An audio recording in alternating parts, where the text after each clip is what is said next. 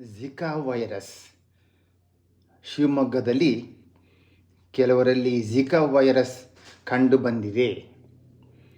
ಏನಿದು ಶಿವಮೊಗ್ಗದಲ್ಲಿ, ಬೆಂಗಳೂರಿನಲ್ಲಿ ಇಲ್ಲದೆ ಇರೋದು, ಮೈಸೂರಿನಲ್ಲಿ ಇಲ್ಲದೆ ಇರೋದು, ಅಥವಾ ಕಾರವಾರದಲ್ಲಿ ಇಲ್ಲದೆ ಇರೋದು ಕಾಯಿಲೆ ಅಲ್ಲಿ ಶಿವಮೊಗ್ಗದಲ್ಲಿ ಕಂಡು ಬಂದಿದೆ ಅಂದರೆ ಅದರ ಆ ಝಿಕಾ ವೈರಸ್ ತೊಂದರೆ ಅತ್ಯಂತ ಸಾಧಾರಣವಾದ್ದು.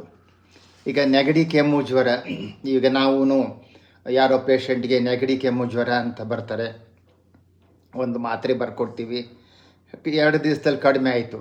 ಅದೇ ರೀತಿ ಆಗ ನಾವು ಪತ್ತೆ ಹಚ್ಚಲಿಲ್ಲ ಅಂದರೆ, ರಕ್ತದಲ್ಲಿ ಝಿಕಾ ವೈರಸ್ ಇದೆಯಾ ಅಂತ ನಾವು ಪತ್ತೆ ಹಚ್ಚಲಿಲ್ಲ ಅಂದರೆ ನಾವು ಅನೇಕ ರೋಗಗಳನ್ನು ನಾವು ಕಂಡುಹಿಡಿಯೋದಕ್ಕಾಗೋದಿಲ್ಲ.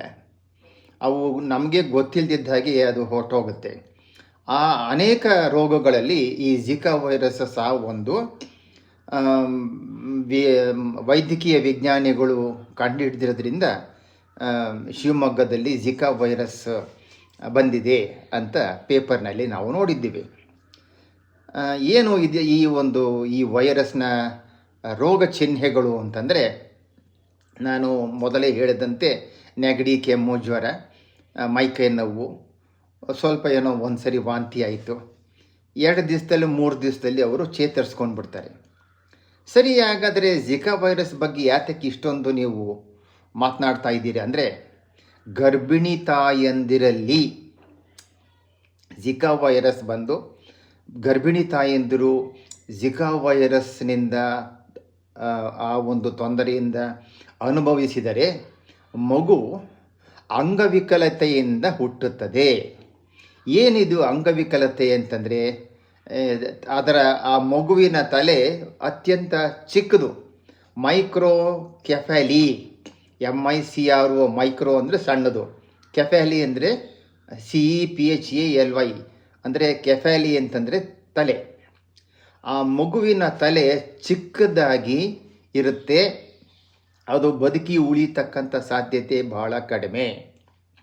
ಸರಿ, ಇದು ಝಿಕಾ ವೈರಸ್ ಬಗ್ಗೆ ಹೇಳಿದರೆ ಏನು ತೊಂದರೆ ಮಾಡುತ್ತೆ ಅಂತ ಹೇಳಿದರೆ, ಇದು ಹೇಗೆ ಹರಡುತ್ತದೆ ಅಂದರೆ, ಡೆಂಗು, ಚಿಕನ್ಗುನ್ಯಾ ರೀತಿ ಈ ಝಿಕಾ ವೈರಸ್ ಸಹ ಹೆಣ್ಣು ಈಡಿಸ್ ಸೊಳ್ಳೆ, ಹೆಣ್ಣು ಈಡಿಸ್ ಈಜಿಪ್ಟಿಯೈ ಸೊಳ್ಳೆ, ಈಡಿಸ್ ಆಲ್ಜಿಪ್ಟಿಯೈ, ಬ್ಯಾಡಿ ಈಡಿಸ್ ಈಜಿಪ್ಟಿಯೈ, ಈಡಿಸ್ ಹೆಣ್ಣು ಸೊಳ್ಳೆ ಮುಖಾಂತರ ಮನುಷ್ಯನಿಂದ ಮನುಷ್ಯನಿಗೆ ಹರಡುತ್ತದೆ.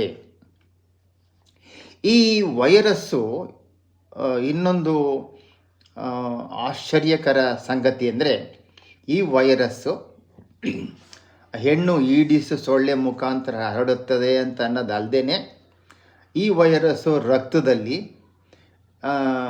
ಮಹಿಳೆಯರಲ್ಲಿ ಯೋನಿದ್ರವ, ಪುರುಷರಲ್ಲಿ ವೀರ್ಯ, ಮೂತ್ರ, ಹೀಗೆ ಅನೇಕ ದೇಹದ ದ್ರವಗಳಲ್ಲಿ ಈ ಝಿಕಾ ವೈರಸ್ಸು ಕಂಡು ಬಂದಿದೆ. ಆದ್ದರಿಂದ ಲೈಂಗಿಕ ಸಂಪರ್ಕದಿಂದ ಇದು ಪುರುಷನಿಂದ ಸ್ತ್ರೀಗೆ, ಸ್ತ್ರೀಯಿಂದ ಪುರುಷರಿಗೆ, ಪುರುಷರಿಂದ ಪುರುಷರಿಗೆ ಸಲಿಂಗ ಕಾಮದಿಂದ ಸಹ ಹರಡ್ತಕ್ಕಂಥ ಸಾಧ್ಯತೆ ಉಂಟು. ಇದು ಎಷ್ಟು ಕಾಲ, ಈಗ ನಾನು ಪುರುಷರಲ್ಲಿ ವೀರ್ಯದಲ್ಲಿ, ಮಹಿಳೆಯರಲ್ಲಿ ಯೋನಿದ್ರವದಲ್ಲಿ ಕಂಡುಬರ್ತದೆ ಅಂದರೆ, ಎಷ್ಟು ದಿನಗಳವರೆಗೆ ಅವರು ರೋಗವಾಹಕರಾಗಿ ರೋಗವನ್ನು ಹರಡ್ತಕ್ಕಂಥ ಸಾಧ್ಯತೆ ಅಂದರೆ 30 ರಿಂದ 40 ದಿನಗಳವರೆಗೆ ಅವರ ದೇಹದ ಅನೇಕ ದ್ರವಗಳಲ್ಲಿ ಈ ವೈರಸ್ ಕಂಡುಬರುತ್ತದೆ. ಡೆಂಗು, ಚಿಕನ್ಗುನ್ಯಾ ಅದೇ ರೀತಿಯಲ್ಲಿ ಈ ಒಂದು ವೈರಸ್ ಕಾಯಿಲೆಗೆ ಯಾವುದೇ ಚಿಕಿತ್ಸೆ ಇಲ್ಲ.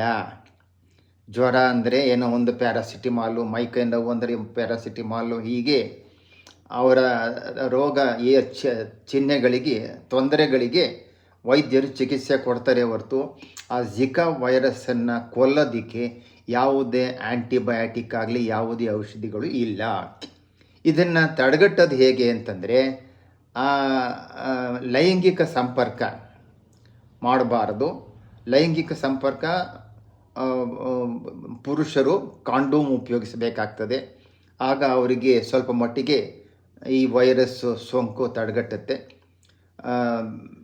ಹೆಚ್ಚು ಜನರೊಂದಿಗೆ ಲೈಂಗಿಕ ಸಂಪರ್ಕ, ಅದರಿಂದ ಲೈಂಗಿಕ ರೋಗಗಳು ಹೇಗೆ ಹರಡುತ್ತೋ ಅದೇ ರೀತಿ ಇದು ಸಹ ಲೈಂಗಿಕ ಸಂಪರ್ಕ ಒಬ್ಬ ವ್ಯಕ್ತಿಯೊಂದಿಗೆ ನಂಬಿಕೆಗೆ ಅರ್ಹಳಾದ ಒಬ್ಬ ವ್ಯಕ್ತಿಯೊಂದಿಗೆ ಮಾತ್ರ ಸೀಮಿತವಾಗಿರಬೇಕು. ಮತ್ತು ಈಡಿಸ್ ಸೊಳ್ಳೆ ಅದು ಹಗಲು ಹೊತ್ತು ಕಚ್ಚತಕ್ಕಂಥ ಸೊಳ್ಳೆ. ನಾನು ಡೆಂಗು ಬಗ್ಗೆ ಇನ್ನೊಂದು ಕಾರ್ಯಕ್ರಮವನ್ನು ಕೊಡ್ತೇನೆ, ಅದರೊಳಗೆ ಈಡಿಸ್ ಸೊಳ್ಳೆ ಬಗ್ಗೆ ವಿವರವಾಗಿ ಹೇಳ್ತೇನೆ. ಹಗಲು ಹೊತ್ತು ಕಚ್ಚತಕ್ಕಂಥ ಸೊಳ್ಳೆ ಅದು ಕಪ್ಪು ಸೊಳ್ಳೆ, ಅದರ ಮೇಲೆ ಬಿಳಿಯ ಚುಕ್ಕಿಗಳಿರುತ್ತೆ. ಆದ್ದರಿಂದ ಅದನ್ನು ಟೈಗರ್ ಮಸ್ಕಿಟೋ, ಹುಲಿ ಸೊಳ್ಳೆ, ಬ್ಯೂಟಿಫುಲ್ ಮಸ್ಕಿಟೋ ಅಂತ ಹೇಳ್ತೀವಿ. ಅದರ ಬಗ್ಗೆ ನಾವು ತಿಳಿಯೋಣಂತೆ. ಜಿಕಾ ಪಿಡುಗು ರೂಪದಲ್ಲಿ ಒಂದು ಪ್ರದೇಶದಿಂದ ಇನ್ನೊಂದು ಪ್ರದೇಶಕ್ಕೆ ಈಡಿಸ್ ಸೊಳ್ಳೆ ಮುಖಾಂತರ, ನಂತರ ಲೈಂಗಿಕ ಸಂಪರ್ಕದಿಂದ ಹರಡಬಾರದು. ತಿಳಿದಂಥ ವಿಷಯವನ್ನು ನಾವು ಬೇರೆಯವ್ರಿಗೂ ತಿಳಿಬೇಕು.